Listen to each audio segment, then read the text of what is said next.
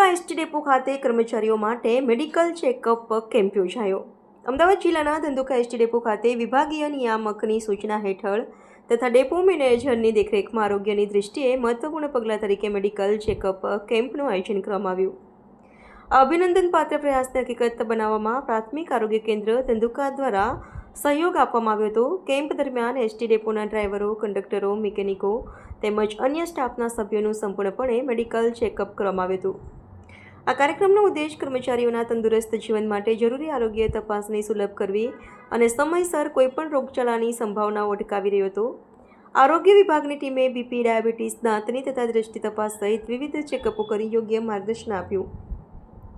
Camp અંતે કર્મચારીઓએ આરોગ્ય કેન્દ્રના સ્ટાફ તેમજ ડેપો સંચાલનનો આભાર વ્યક્ત કર્યો હતો અને આવા આયોજન નિયમિત થાય તેવી ઈચ્છા વ્યક્ત કરી હતી। Reporter CK Barad.